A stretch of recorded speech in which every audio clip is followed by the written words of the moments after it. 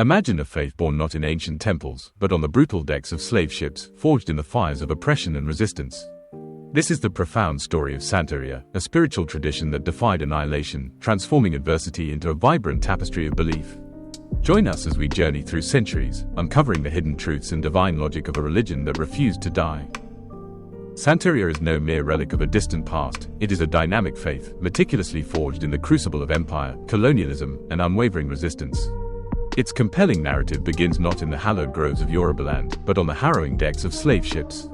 These vessels, instruments of unimaginable cruelty, carried millions of Africans to the Americas after 1492. Cuba, with its burgeoning sugar industry, became a primary and tragic destination for this forced migration. The island received an estimated 702,000 to 1 million enslaved people, with the vast majority arriving in the 19th century. Among these captives were large numbers from the Yoruba ethnic group, hailing from what is now Nigeria and Benin. These resilient individuals practiced a sophisticated religion, centered on the worship of Orishas. These divine forces represented natural elements, ancestral power, and the very fabric of existence.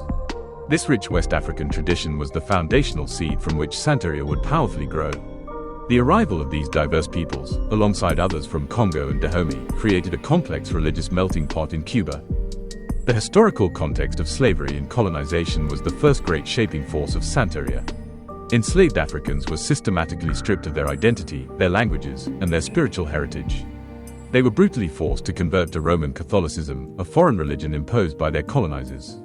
This imposition was a direct and devastating assault on their spiritual world. In response, these enslaved communities developed a profound strategy of survival, syncretism. This ingenious practice involved the merging of different religious belief systems into a new, blended form. They began to conceal their revered Yoruba deities, the Orishas, behind the identities of corresponding Catholic saints. This created a protective disguise, allowing them to practice their traditions in secret, often under the very noses of Spanish colonial authorities and the Church. Consider the ingenuity. Chango, the powerful Orisha of thunder, lightning, and war, was hidden as Saint Barbara. Achun, the radiant Orisha of love, beauty, and rivers, was concealed as Caridad de Cobre, the Virgin of Charity. Obatala, the serene creator Orisha, was associated with Our Lady of Mercy. This act of venerating the saints gave rise to the very name, Santeria, meaning the way of the saints, or the veneration of the saints. This process of blending was institutionalized and protected within organizations known as Cabildos de Nación or Cabildos Negros. These were mutual aid societies, ingeniously modeled on Spanish church fraternities, cofradías. They served as vital, clandestine spaces for maintaining cultural and religious cohesion amidst overwhelming oppression. Within these cabildos, enslaved Africans could preserve their languages, their rhythmic music, and their sacred rituals. Some were even led by Babalawos, revered Yoruba religious leaders devoted to Orunmila, the oracle deity. However, this relative tolerance had its limits, as colonial powers rarely tolerate true autonomy. As the 19th century progressed, colonial authorities grew increasingly wary of these powerful, autonomous associations. They viewed them as potential threats to security and modernization, fearing their collective strength. Laws were enacted to restrict them, such as requiring annual licenses in 1882 and banning cabildos entirely in 1888. This legislative crackdown pushed many practitioners and their sacred rituals further underground, into the privacy of homes. These private dwellings then became the Casas de Santo, the spiritual homes of the faith. The abolition of slavery in 1886 did not bring acceptance or freedom from prejudice. Instead, Santeria was stigmatized as brujeria, witchcraft, a pejorative label that has tragically persisted for over a century. This long history of persecution and clandestine practice profoundly shaped Santeria's core characteristics, its decentralized nature, its emphasis on secrecy, and its deep-seated, unyielding resilience. The religious architecture of Santeria is a complex and deeply logical system, built upon a foundation of core beliefs and practices. These govern the intricate relationship between humanity, the divine, and the cosmos. At its heart is a worldview that sees divinity not as a single, unknowable entity, but as a pantheon of powerful, distinct personalities known as Orishas. While traditional Yoruba religion recognizes a vast pantheon of over 400 Orishas, Cuban Santeria focuses on a smaller, more manageable number of intermediaries. Approximately 20 are widely recognized and venerated in Cuba today. Central to this hierarchy is Olodumare, the abstract, supreme godhead, from whom all power flows. However, direct worship is not typically directed to Olodumare. Instead, devotees cultivate personal, intimate relationships with specific Orishas. These deities embody natural forces and human experiences like fertility, war, love, and wisdom, acting as divine guides and protectors. A fundamental concept animating this entire system is Ashe, also spelled Ashe, Axe, or Ash. This cosmological principle represents the divine life force, creative power, and vital energy that permeates all things. It is the power to make things happen, the essential energy present in every living being and object. Practitioners believe that everything possesses Ashe, and it can be cultivated, channeled, and enhanced through ritual conduct, offerings, and sacrifice. Ashe is invoked constantly in prayers and greetings, serving as both a request for divine power and an affirmation of its omnipresent presence. This belief in a universal, flowable energy underpins the logic of reciprocity that defines the practitioner's spiritual path. Ritual is the primary language through which this profound relationship with the divine is expressed. The most important ritual is initiation, a transformative process that formally incorporates a person into the religion. It establishes a permanent, sacred spiritual bond with one or more Orishas. There are two main initiation rites: El Plant, a 3-day rite where a person receives the protective warrior Orishas, Elegua, Ogun, Okosi, Osun, and Jesus Santo or Cariocha, a much more extensive 7-day ceremony that marks a spiritual rebirth. These rituals are both expensive and require significant community support, reflecting the deep commitment and communal bonds involved. Following initiation, practitioners maintain their connection through daily offerings, Ebo. These can range from simple items like flowers and candles to elaborate feasts and, controversially, animal sacrifice. Animal sacrifice is perhaps the most misunderstood aspect of Santeria, often sensationalized and misrepresented. It is viewed not as an act of cruelty, but as a sacred exchange, a profound act of reciprocity. An animal is offered to a specific Orisha, who imbues it with his or her own unique power and Ashe. The blood of the animal is considered particularly potent, carrying the essence of life and the Orisha's power back to the spiritual realm. The meat is then consumed communally in a ritual meal, sharing in the sacred energy and strengthening the bond between the devotees and the deity. Communication with the Orishas is facilitated through divination, a practice central to guiding a devotee's life. Priests use various methods to interpret the will of the gods, including reading patterns from coconut shells, obi, casting sacred palm nuts, dilogun, and the complex I-4 divination system performed only by highly initiated Babalawos using 16 special palm nuts. Possession during ritual is another key and often awe-inspiring practice. During drum ceremonies known as Toques de Santo, a priest or initiate may become a vessel for an Orisha to manifest in the physical world. When Elegua, the mischievous Orisha of crossroads and communication, enters a person, they might act playfully or mischievously, dancing with youthful energy. When Chango, the fiery Orisha of thunder, possesses someone, they might dance wildly and fiercely, embodying his powerful energy. This phenomenon is seen not as madness, but as a holy communion, a direct interaction with the divine that can bring healing, prophecy, and profound blessings. All of these practices, from initiation to possession, are conducted within a decentralized network of home-based altars, reinforcing Santeria's character as a lived religion rather than a formal, temple-based institution. The history of documenting Santeria is itself a testament to the religion's evolution from a purely oral tradition to a global faith system with a rich written heritage. For centuries, Santeria survived and thrived through generations of oral transmission, passed down from master to apprentice. This occurred in a secretive environment where written records could have meant arrest and persecution. This reliance on memory and direct experience defined its character as a lived religion, where lineage and experiential knowledge were paramount. However, the mid-20th century brought a revolutionary shift, spearheaded by the meticulous work of a remarkable Cuban writer and folklorist, Lidia Cabrera. Lidia Cabrera, 1899 to 1991, was not an anthropologist by formal training, but her methodological approach was profoundly anthropological and deeply empathetic. Between 1937 and 1958, she dedicated herself to building deep trust with elderly Afro-Cuban priests and priestesses. Many of these individuals were only 1 or 2 generations removed from the transatlantic slave trade, carrying living memories of their ancestors' struggles. Over decades, she meticulously recorded their oral histories, detailed ritual procedures, extensive medicinal plant knowledge, and creolized languages like Lucumí. Her magnum opus, El Monte, Notes on the Religions, Magic, and Folklore of the Black and Creole People of Cuba, published in Havana in 1954, stands as the single most important ethnographic work on the subject. El Monte is a monumental achievement, integrating ethnography, history, folklore, literature, and botany to create a comprehensive portrait of the Afro-Cuban religious landscape. It particularly focuses on the spiritual and natural significance of the Monte, wilderness, a sacred space for practitioners. With over 500 documented herbs, descriptions of hundreds of deities and spirits, and detailed accounts of rituals, El Monte functions as a secular Bible for practitioners, a foundational text for understanding their world. Cabrera's work was groundbreaking for several crucial reasons. First, it challenged the prevailing scholarly view that these traditions were merely superstitions or lacked a coherent, sophisticated structure. By publishing such a detailed and authoritative account, she validated Santeria as a legitimate and complex belief system, deserving of serious study. Second, her writings had a profound and unexpected impact on the internal development of the religion itself. Scholars note that her work influenced a new genre of religious texts known as hierography, the writing about sacred things. This helped establish a written tradition within a faith previously considered exclusively oral. Modern texts like the anonymous Manual del Santero, 1990, drew heavily from her research, demonstrating a reciprocal relationship where ethnography became part of the religious canon. Despite its undeniable importance, Cabrera's work remains controversial in Cuba, a testament to the complex interplay of politics and religion. She documented a suppressed religion while still in the country, a courageous act that ultimately led to her exile in 1960 after the revolution.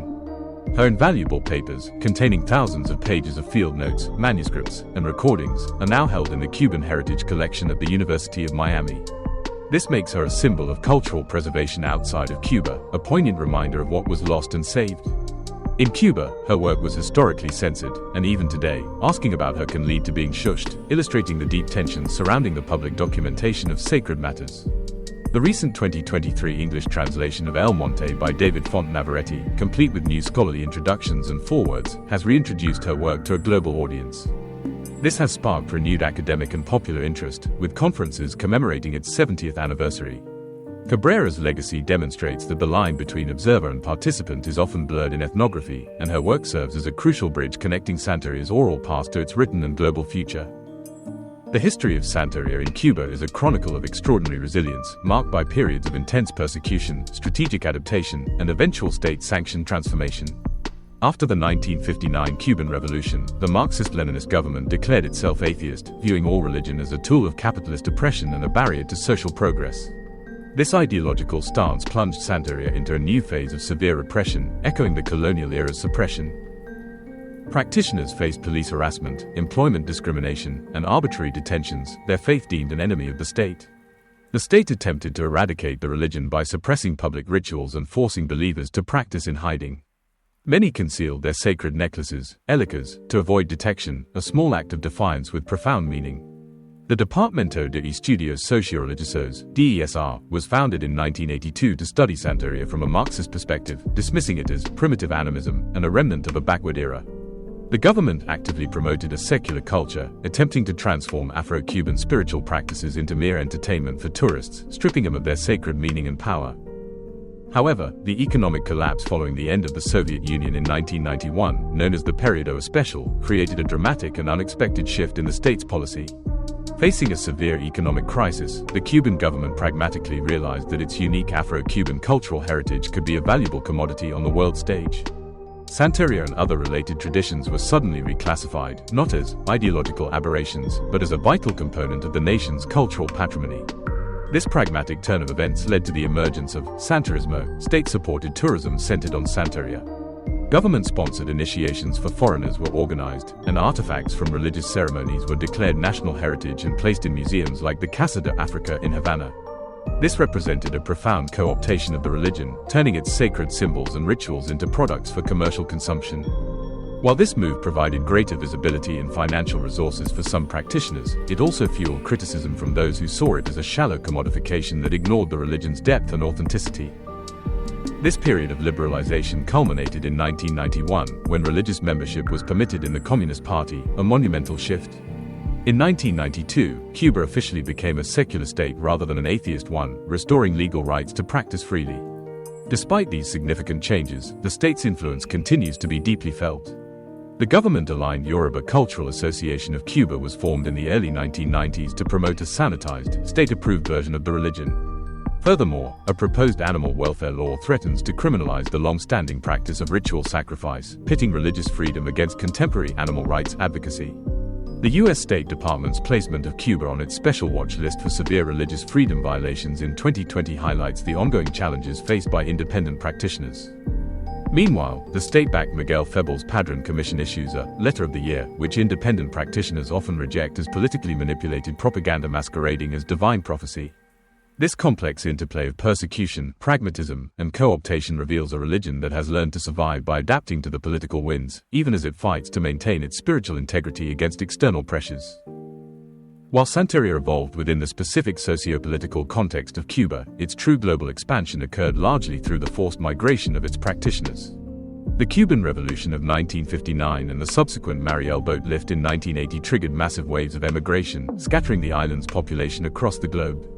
These diasporic communities became crucial vectors for the religion's spread to the United States, Mexico, Venezuela, Puerto Rico, Colombia, and beyond. Cities like New York, Miami, and South Florida became major hubs for Santeria practice, absorbing a rich blend of Yoruba-derived traditions and creating vibrant new communities. The religion was embraced not only by Cubans but also by Latinos, African Americans, and European Americans seeking spiritual alternatives rooted in African heritage. This transnational growth was bolstered by figures like Walter King, who established the Yoruba village of Oyotunji in Sheldon, South Carolina, in 1970. This created a permanent center for the faith on American soil, a powerful statement of presence. The journey of Santeria in the United States was fraught with legal and social challenges, as new cultures often clash with established norms. In the 1970s and 1980s, a series of court cases tested the boundaries of religious freedom, specifically targeting the practice of animal sacrifice. Municipal governments in cities like Hialeah, Florida, enacted laws banning animal slaughter, which were explicitly designed to target Santeria practitioners. The case reached the Supreme Court in 1993 as Church of the Lukumi Babalu I, Inc. versus City of Hialeah. In a landmark unanimous decision, the court ruled that the city's laws were unconstitutional because they targeted a specific religious practice with the intent to suppress it, violating the Free Exercise Clause of the First Amendment. This victory was a monumental triumph for religious liberty, establishing a legal precedent that protected minority and indigenous faiths from discriminatory legislation. The ruling affirmed that the state cannot selectively prohibit religious acts simply because it views them as barbaric or uncivilized. This legal protection opened the door for greater institutional recognition, a significant step towards mainstream acceptance. The U.S. Army and the Federal Bureau of Prisons have since recognized Orisha ministries in their chaplaincy programs, allowing military personnel and inmates to practice their faith openly. The religion's growing acceptance is also reflected in its increasing visibility in mainstream culture. The rise of digital technology has enabled practitioners worldwide to connect online, share rituals via blogs and photos, and access resources that were once difficult to find. This has also led to increased media exposure, though often accompanied by sensationalized and inaccurate portrayals, as seen in shows like American Horror Story. Despite these positive developments, challenges remain. Secrecy persists due to fear of prejudice and misunderstanding, and practitioners continue to face stigma. Estimates of adherence vary wildly, with some surveys suggesting tens of thousands of initiated devotees in the US, while others estimate that millions have consulted an Orisha at some point. The global journey of Santeria is one of successful adaptation, navigating the complexities of immigration, legal battles, and cultural integration to establish itself as a significant world religion with a strong presence in the Western Hemisphere and beyond. To truly understand Santeria is to embrace its inherent complexity and reject simplistic myths that often cloud its true nature. The religion is not a monolithic, unchanging tradition but a dynamic and evolving faith whose divine logic is rooted in historical agency, innovation, and the constant negotiation of tradition and modernity. One of the most persistent myths is that Santeria is a direct, unaltered transplant of Yoruba religion from Africa, a pristine copy. Scholarly research, however, reveals a more nuanced reality. Anthropologist David H. Brown argues that Santeria was largely invented in the late 19th century in a small group of towns in western Cuba, particularly Regla. Foundational elements, such as the sacred olifant object used in Babalawo initiation, were mass-produced by a single influential figure, Miguel Febbles y Padron, in the 1950s, shifting the locus of authority from Africa to himself. This demonstrates that the religion's authenticity is not found in a mythical, static past but in its own contested and vibrant history. Another pervasive myth is that Santeria is a static, purely oral tradition untouched by modernity and the written word. The remarkable career of Lydia Cabrera directly refutes this notion. Her ethnographic work, far from being a passive recording, actively shaped the religion by providing a foundational text that practitioners now use as a guide. This created a reciprocal relationship where the written word became integrated into the lived practice, transforming the tradition from purely oral to a hybrid of oral and written forms. Similarly, the rise of the internet and social media has created new ways for practitioners to connect and share knowledge, challenging the notion of absolute secrecy and fostering a new global community. The divine logic of Santeria is also revealed in its iconography and theology, which are products of creative adaptation.